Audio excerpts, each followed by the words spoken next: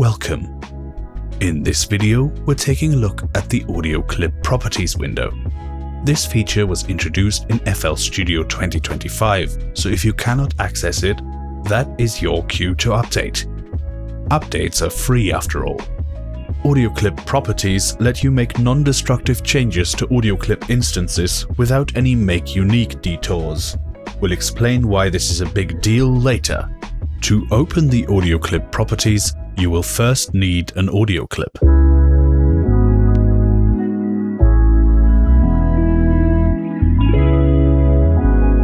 I will drag in a loop.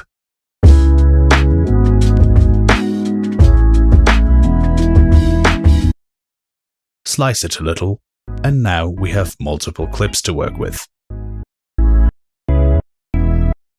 By default, you access audio clip properties by holding Alt or Option and double-clicking a clip. If you prefer a simple double-click, you can change this in the general settings under Manage Shortcuts.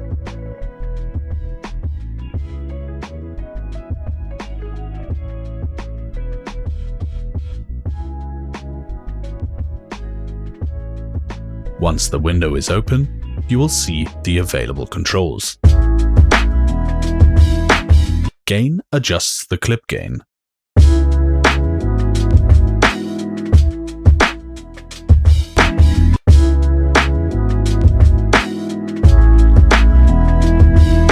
You can also change this directly in the playlist by grabbing the gain handle at the bottom center of the clip and dragging up or down.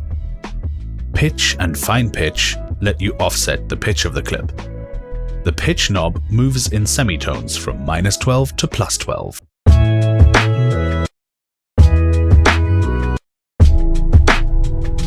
The fine pitch knob moves in cents from -100 to +100. A cent is 1/100th of a semitone. A semitone is the smallest interval or pitch change between notes on a keyboard.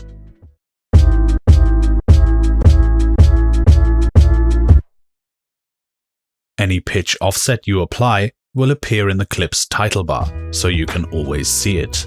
You can also select one or more clips and press 8 on the number row to shift everything up one semitone, or press 7 to shift everything down one semitone.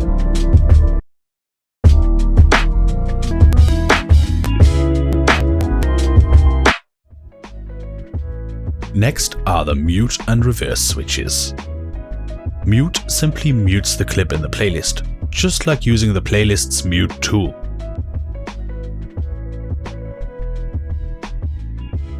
Reverse flips the clip so it plays backwards.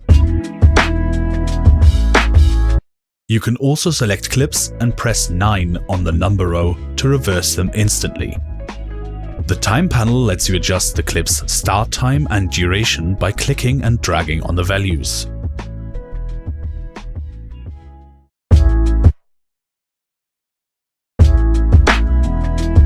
Duration behaves differently depending on the stretch toggle in the playlist.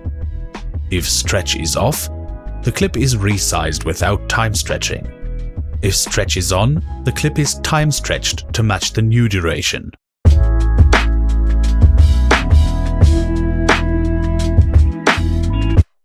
You can also reset the clip's stretch offset factor to 100% speed here, but only if the clip is not already at 100%.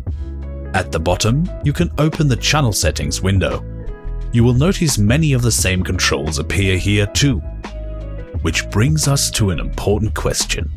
If all of these parameters also exist in the channel settings, why do we need audio clip properties? The key difference is that channel settings apply per channel, not per clip. Any change you make in the channel settings affects every instance of that audio clip in your project.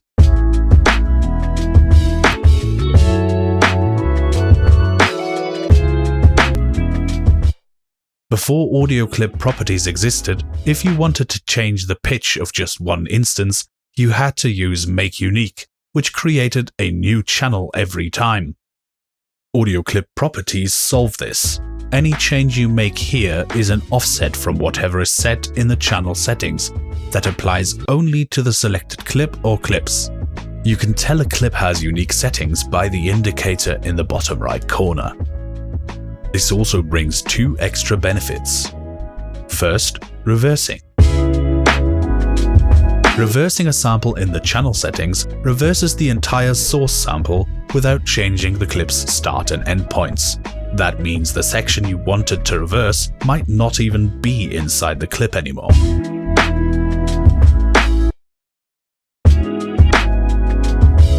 Reversing from audio clip properties reverses only the portion visible in the playlist. Second, pitch range. In the channel settings, non-real-time pitch shifting algorithms like E3 generic only allow plus or minus 12 semitones. Because audio clip properties apply an offset on top of that, you can effectively double the available pitch range.